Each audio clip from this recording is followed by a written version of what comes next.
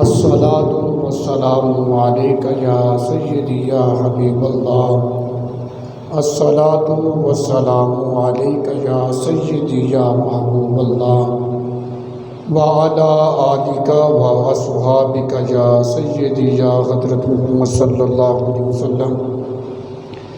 معزز سامعین، آج کے اس جمعۃ المبارک میں حج کے حوالہ سے گفتگو ہوگی۔ دعا ہے اللہ رب العزت ہماری اس جمعۃ المبارک کی حاضری کو اپنی بارگاہ صمدیت میں قبول فرمائے۔ معزز سامعین، حج جو ہے یہ صاحب استطاعت پر زندگی میں ایک مرتبہ فرض ہے۔ جو شخص مسلمان صاحب استطاعت ہے تو اس کی زندگی میں ایک مرتبہ حج فرض ہو جاتا ہے۔ اب یہ ہے کہ جب حج فرض ہو جائے تو کیا حج جو ہے فی الفور اس کا وجوب لازم ہو جاتا ہے یا تاخیر کے ساتھ بندہ کبھی بھی زندگی میں حج کر لے؟ اس حوالے سے شوافع کا جو موقف ہے امام شافعی رحمۃ اللہ علیہ کا، وہ فرماتے ہیں کہ حج صاحب استطاعت پر فرض ہے ایک مرتبہ، لیکن تراخی کے ساتھ، تاخیر کے ساتھ، کہ وہ اس کو مؤخر بھی کر سکتا ہے، جب ٹائم لگے کر لے۔ یہ موقف امام شافعی رحمۃ اللہ علیہ کا ہے، اور وہ اپنے موقف پر دلیل یہ پیش کرتے ہیں کہ نبی کریم علیہ الصلاۃ والسلام نے حضرت ابو بکر صدیق رضی اللہ تعالیٰ عنہ کو حج کے لیے بھیج دیا، خود مدینہ شریف میں رہے، اور بہت سارے اصحاب بھی مدینہ میں تھے جو حج پر قادر تھے۔ ابو بکر کو بھیجا، سرکار نہیں گئے، کچھ صحابہ بھی رہ گئے جہاد کی غرض کی وجہ سے۔ تو کہتے ہیں اگر فی الفور ہی یہ واجب ہوتا، فرض ہوتا، تو پھر سرکار علیہ الصلوۃ والسلام حج کو مؤخر نہ کرتے، صحابہ اکرام حج کو مؤخر نہ کرتے، اور پھر سرکار علیہ الصلوۃ والسلام کا حج کو تاخیر کے ساتھ کرنا، اور پھر اس کی سرکار علیہ الصلوۃ والسلام نے قضا بھی نہیں دی۔ اگر یہ فی الفور ہی حج کا وجوب ہوتا، تاخیر کرنے سے پھر سرکار اس کی قضا دیتے، قضا نہیں دی، پتہ چلا اس کو کبھی بھی کیا جا سکتا ہے، کبھی بھی ادا کر سکتے ہیں۔ یہ امام شافعی کا موقف دعویٰ، اور یہ انہوں نے اپنے دعوے پر دلیل پیش کی۔ لیکن جو احناف کا موقف ہے امام اعظم ابو حنیفہ رضی اللہ تعالیٰ عنہ کا، آپ فرماتے ہیں صاحب استطاعت بندہ جب ہو جاتا ہے اس پر حج فی الفور واجب ہو جاتا ہے، فی الفور اس نے کرنا ہوتا ہے۔ ایسا نہیں ہے کہ وہ اس کو مؤخر کرے، بلکہ فی الفور۔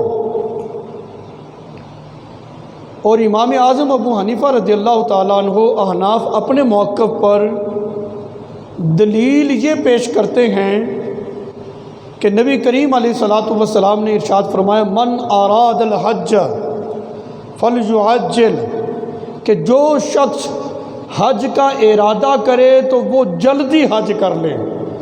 نبی کریم علیہ الصلوۃ والسلام نے فرمایا جب بندے کے پاس استطاعت ہو تو جلدی حج کرنا چاہیے، کیونکہ جو سواری ہے وہ گم ہو سکتی ہے، بندے کی صحت بھی تو خراب ہو سکتی ہے نا، آج صحت ہے کل کو نہ ہو، آج وسائل ہیں کل کو نہ ہو، تو لہٰذا جب استطاعت ہو پھر دیر نہیں کرنی چاہیے، بلکہ جلدی جو ہے وہ حج کرنا چاہیے۔ یہ دعویٰ اور دلیل امام اعظم ابو حنیفہ رضی اللہ تعالیٰ عنہ کی، یعنی احناف کا موقف یہ ہے جیسے ہی استطاعت ہو بندہ فوری طور پر اسی سال حج کرے۔ جو شوافع نے بطور دلیل پیش کیا تھا کہ نبی پاک علیہ السلام خود حج پر نہیں گئے، ابو بکر کو بھیج دیا، کچھ صحابہ بھی رہ گئے تھے، اس کے بہت سارے جوابات ہیں۔ ممکن ہے کہ نبی پاک علیہ السلام کو اس وقت استطاعت ہی نہ ہو یا کوئی عذر ہو۔ تیسری وجہ یہ بھی ہو سکتی ہے کہ 8 ہجری کو مکہ فتح ہو رہا ہے، 9 ہجری میں حج ہو رہا ہے۔ سرکار علیہ السلام اس لیے آپ نے مؤخر کیا ہو، ابو بکر کو پہلے بھیج دیا تاکہ یہ جا کر وہاں اعلان کریں، کیونکہ جو مشرکین تھے وہ ننگے ہی وہاں پر آ جاتے تھے۔ نبی پاک علیہ السلام اس بات کو ناپسند کرتے تھے کہ کسی ننگے پر نظر جائے، اس لیے ابو بکر رضی اللہ عنہ کو پہلے بھیجا تاکہ وہاں جا کر یہ اعلان کریں اور پھر سرکار بعد میں جائیں۔ اور رہا یہ کہ جو شوافع نے پیش کیا کہ حضور نے تاخیر کے ساتھ حج کیا تو اس کی قضا نہیں کی، یہ کوئی قاعدہ کلیہ نہیں کہ بھی فرض میں تاخیر ہو جائے تو اس کی قضا ہوتی ہے، یہ کوئی قاعدہ کلیہ نہیں ہے، بلکہ زکوٰۃ فرض ہے، اگر کسی وجہ سے اس میں تاخیر ہو جائے تو اس کی کوئی قضا تھوڑا ہوتی ہے، یہ جب بھی دے لو ادا ہی ہے، لیکن اس میں تاخیر کرنی نہیں چاہیے۔ تو لہٰذا ثابت یہ ہوا کہ جب بندہ مسلمان مومن صاحب استطاعت ہو، اس پر پھر فی الفور حج جو ہے یہ واجب ہو جاتا ہے، اسی سال اس کو حج کرنا چاہیے، بلا وجہ اس میں تاخیر نہیں کرنی چاہیے۔ دیکھیے یہ بات کہ حج جو ہوتا ہے ایک قانون ہے، قرعہ اندازی ہوتی ہے، پھر اس قرعے میں جس کا نام نکلتا ہے وہی جا سکتا ہے۔ درخواستیں تو بہت ساری جمع ہو جاتی ہیں، اب اس کا قرعہ اندازی میں نام ہی نہیں نکلا، حج فی الفور واجب ہو گیا ہے، اسی سال کرنا، اب وہ کیا کریں؟ بھی بہت سارے ذرائع ہیں، وہ کسی پرائیویٹ کمپنی سے رابطہ کریں، جیسے کیسے بھی ہے، جب استطاعت ہوگی اسی سال حج کو ادا کریں، اپنی پوری کوشش کریں۔ پھر بھی اگر نصیب میں نہیں ہے تو پھر اس معاملے میں پھر وہ بندہ مومن معذور ہوگا، لیکن اپنی پوری کوشش اس کو کرنی چاہیے کہ جب اللہ تعالیٰ نے استطاعت دے دی ہے اسی سال ہی حج کو وہ ادا کرے۔ اب آ جائیں حج کے فضائل کی طرف۔ نبی کریم علیہ السلام کا فرمان ذیشان ہے، حضور علیہ السلام نے فرمایا جب بندہ مومن حج کرتا ہے وہ گناہوں سے اس طرح پاک ہو جاتا ہے جیسے کہ وہ اپنی ماں کے پیٹ سے ابھی اس نے جنم لیا ہے۔ جو بچہ پیدا ہو اس کا کوئی گناہ ہوتا ہے؟ وہ گناہوں سے پاک ہوتا ہے۔ تو جو حج کر لیتا ہے تو وہ بھی گناہوں سے اسی طرح پاک ہو جاتا ہے جیسے آج ہی اپنی ماں کے پیٹ سے اس نے جنم لیا۔ میرے آقا علیہ السلام کا فرمان ہے کہ حج جو ہے یہ سابقہ گناہوں کا کفارہ بن جاتا ہے، یعنی حج اتنی عظیم عبادت ہے جس سے اس کے جو سابقہ گناہ اس کی زندگی کے ہوتے ہیں، حج کی وجہ سے یہ حج ہی اس کا کفارہ بن جاتا ہے۔ تو بہت بڑی عظیم عبادت ہے، اللہ تعالیٰ جس کو یہ ہمت اور توفیق دے پھر وہ دنیاوی معاملات کے پیچھے وہ اس میں تاخیر نہ کرے، یہ بہت بڑی سعادت ہے جس کو اللہ تعالیٰ جس کے مقدر میں کر دے، جس کو یہ نصیب ہو جائے۔ کریم آقا علیہ السلام کا ارشاد گرامی ہے، رسول اللہ صلی اللہ علیہ وسلم نے فرمایا کہ حج میری امت کے ضعیف کمزور لوگوں کا جہاد ہے، یعنی جیسے ایک جوان میدان جہاد میں کلمہ حق کی سربلندی کے لیے نکلتا ہے اور لڑتا ہے کفر سے، جتنا وہ ثواب پاتا ہے، سرکار نے فرمایا میری امت کا کمزور آدمی وہ حج کر لے، سمجھو اس کا جہاد ہی ہے، یعنی میری امت کے کمزور لوگوں کا حج جو ہے یہ جہاد ہے۔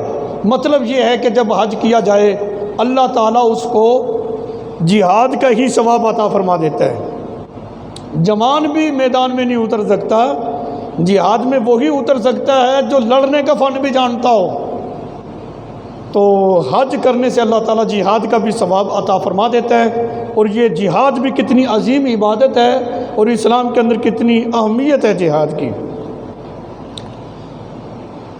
حج کی فرضیت کے حوالے سے کہ یہ زندگی میں ایک ہی مرتبہ فرض ہوتا ہے، سرکار علیہ الصلوۃ والسلام سے غلاموں نے عرض کی، درخواست کی، یا رسول اللہ صلی اللہ علیہ وسلم کیا حج جو ہے ہر سال فرض ہوتا ہے؟ نبی پاک علیہ الصلوۃ والسلام نے کوئی جواب نہیں دیا، وہ دوسری مرتبہ پھر سوال کر دیا، کیا حج جو ہے یہ ہر سال ہی فرض ہوتا ہے؟ سرکار علیہ الصلوۃ والسلام نے دوسری مرتبہ بھی خاموشی فرمائی، جواب نہیں ارشاد فرمایا۔ تیسری مرتبہ پھر سوال کر دیا، کیا حج ہر سال فرض ہوتا ہے؟ کریم آقا علیہ الصلوۃ والسلام نے تربیت کی، فرمایا سابقہ امتیں کثرت کے ساتھ سوالات کرنے کی وجہ سے ہلاک ہوئی ہیں، اگر میں ہاں کہہ دیتا تو ہر سال ہی فرض ہو جاتا۔ تو یہ سرکار نے اپنی امت پہ مہربانی کی، اگر یہ ہر سال ہی فرض ہوتا تو پھر کون ادا کر سکتا ہے؟ اس کا مطلب یہ ہے کہ شریعت جو ہے وہ سرکار علیہ الصلوۃ والسلام کے فرامین کے تابع ہے، جیسے حضور علیہ الصلوۃ والسلام فرما دیں، جس طرح کہہ دیں، شریعت اسی طرح ہو جایا کرتی ہے۔ اللہ اکبر، یہ کریم آقا علیہ الصلوۃ والسلام کی شان کریمی ہے، شان مبارک ہے۔ فرمایا اگر میں ہاں کہہ دیتا ہر سال ہی فرض ہوتا، تو لہٰذا یہ زندگی میں ایک ہی مرتبہ فرض ہے، اور جب استطاعت ہو جائے تو فوراً اس کو ادا کیا جائے، پھر دوبارہ اگر کوئی کرتا ہے تو یہ فرض نہیں ہوتا اس کے اوپر، مستحب ہے، کرتا رہے۔ اگلی بات جو بڑی قابل غور و توجہ طلب ہے کہ جو شخص استطاعت کے باوجود کہ اللہ تعالیٰ نے اس کو استطاعت دی ہے کہ وہ حج کرے، لیکن اس کے باوجود وہ حج نہیں کرتا، اس کے بارے میں سخت وعیدات بھی آئی ہیں، بلکہ یہاں تک نبی کریم علیہ الصلوۃ والسلام کا فرمان ذیشان ہے، حضور علیہ الصلوۃ والسلام کا فرمان ہے، سرکار نے فرمایا استطاعت کے باوجود جو شخص جو ہے حج نہیں کرتا، وہ یہودی مرے، عیسائی مرے، ہمیں اس سے کوئی غرض نہیں ہے۔ اگر جس نبی کا کلمہ پڑھا جا رہا ہے وہ نبی علیہ الصلوۃ والسلام فرما دے کہ مجھے اس سے کوئی غرض ہی نہیں ہے، تو پھر بندے کے پلے کیا رہ گیا ہے؟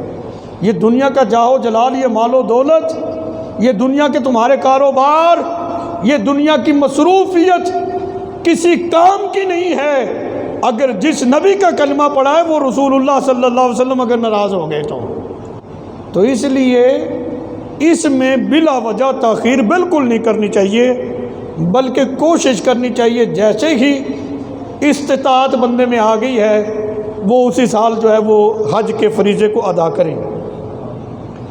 یہ کتنی ویسے بات سوچنے کی ہے، ہم سب مسلمان اس پہ غور و فکر کریں۔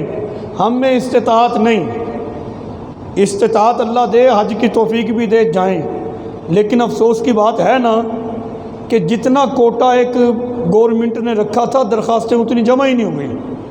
ایک وقت تھا قرآن اندازی ہوتی تھی، لوگ دعائیں کرواتے تھے، دعا کرنا ہمارا قرآن نکلے ہم حج پہ جائیں، اب وہ سسٹم ہی نہیں ہوا کیونکہ اتنی درخواستیں ہی نہیں گئیں۔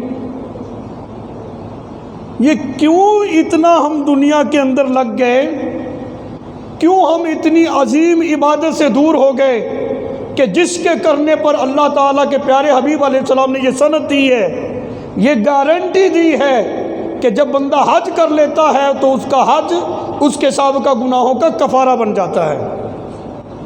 اتنی عظیم بشارت کہ حج کرنے والا ایسے ہے جیسے وہ اپنی ماں کے پیٹ سے ابھی اس نے جنم لیا ہے۔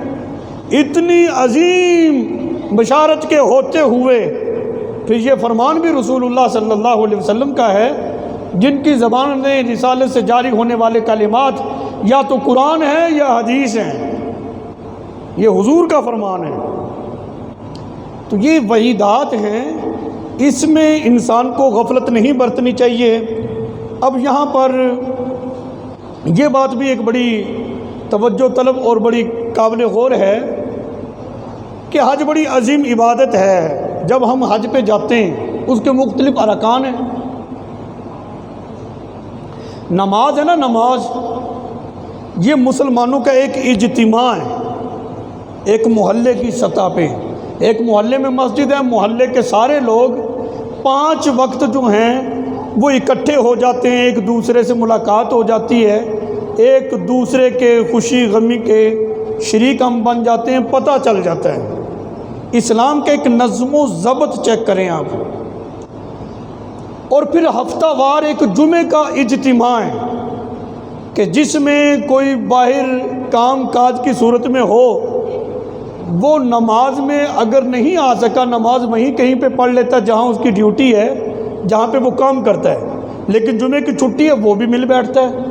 تو پتہ چلا کہ جمعے کا اجتماع عام نماز کی بنسبت بڑا ہوتا ہے کہ جس میں علاقے کے سارے لوگ اکٹھے ہو جاتے ہیں، مسلمان ایک دوسرے سے مل لیتے ہیں، اس طرح معلومات ہو جاتی ہے، ایک دوسرے کی تربیت ہو جاتی ہے، ایک دوسرے کے دکھ سکھ کو ہم سن لیتے ہیں، پتہ لگتا ہے کون کیسے حال میں ہے.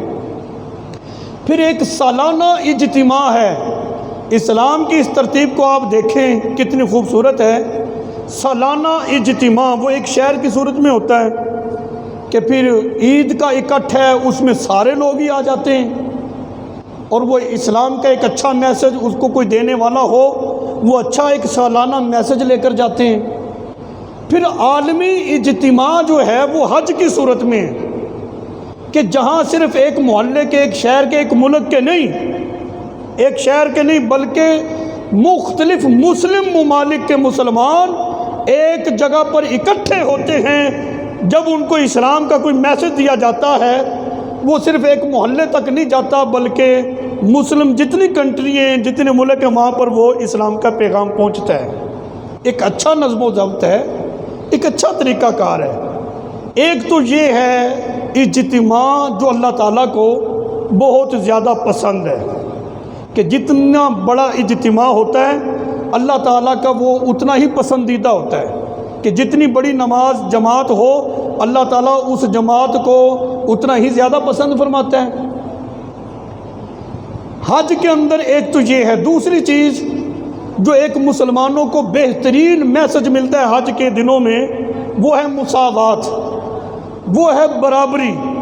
آپ نے دیکھا ہوگا حج کے دنوں میں انسان جتنا بھی ارب پتی کیوں نہ ہو، لباس اس کا وہی ہوتا ہے جو ایک غریب آدمی بھی اگر وہ وہاں پہ پہنچ گیا ہے، ایک جیسا لباس ہے، ایک ہی طریقہ کار ہے، وہی صفیں ہیں.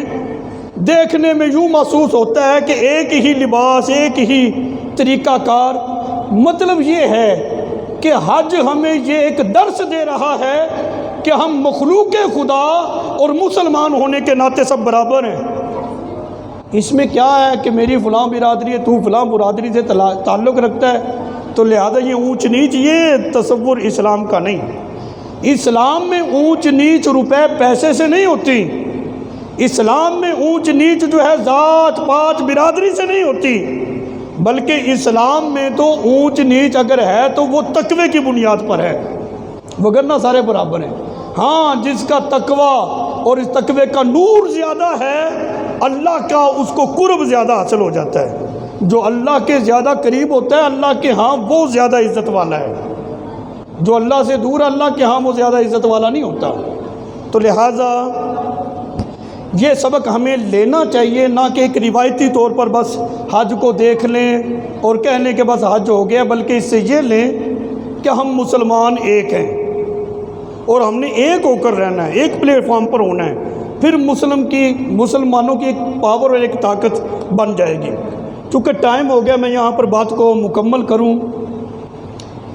حج میں کیا ہوتا ہے؟ حجر اسود ہے، مقام ابراہیم ہے، صفا مروہ ہے، بیت اللہ شریف کا طواف ہے، رسول اللہ صلی اللہ علیہ وسلم کے روضہ انور کی زیارت ہے، مسجد نبوی شریف ہے. یہی معاملات ہوتے ہیں نا جی. اب اتنا ٹائم تو ہے نہیں، میں ایک دو باتیں آپ کو کر دیتا ہوں. اسلامی تعلیمات آپ جتنی بھی اس میں ریسرچ کر لیں، اسلام نے اپنے ماننے والوں کو پتھروں سے دور کیا ہے، بلکہ پتھروں کو توڑنے کا حکم دیا. بتوں کو توڑا گیا کہ نہیں؟ بیت اللہ شریف میں تھے، توڑ توڑ کر باہر نکالا گیا، پھینکا گیا کہ نہیں؟ پتھروں سے ہمیں دور کیا ہے، لیکن وہی پتھر جن کی نسبت اللہ کے پیاروں کے ساتھ ہو گئی ہے، اللہ تعالیٰ نے اپنی مخلوق کو قیامت تک کے لیے انہی کے ساتھ جوڑ دی ہے۔ بندہ اپنی اکلوتی اولاد کے ساتھ اتنا پیار نہیں کرتا، جب حجر اسود کے قریب جاتا ہے جس طرح اس کے دل کی جو کیفیت ہوتی ہے نا، یہ بندہ اسی سے پوچھ سکتا ہے کہ اس کی خواہش ہوتی ہے کہ کہیں میں اس کو چھو لوں اور بوسہ دے لوں، بس ہے تو پتھر۔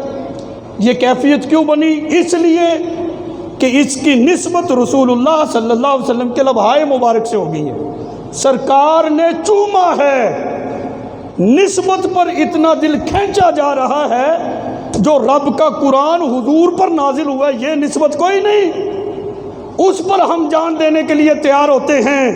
جو کتاب اللہ کلام الہی حضور پر نازل ہوا ہے، اس کے لیے بھی ہمارا دل یوں ہی تڑپنا چاہیے، اور ساری مصروفیات کو چھوڑ کر ہم دن میں زیادہ وقت اللہ کے قرآن کو دیں۔ یہ غور و فکر کرنے والی بات ہے۔ مقام ابراہیم ہے، اللہ تعالیٰ کہتا ہے اس پتھر کے قریب آؤ، وہاں آ کر نماز پڑھو، حج قبول ہوگا۔ ایسا ہے نا؟ ہے تو وہ بھی پتھر۔ مطلب کیا؟ ابراہیم علیہ السلام کے پاؤں کے ساتھ اس کو نسبت حاصل ہو گئی ہے، وہاں آؤ۔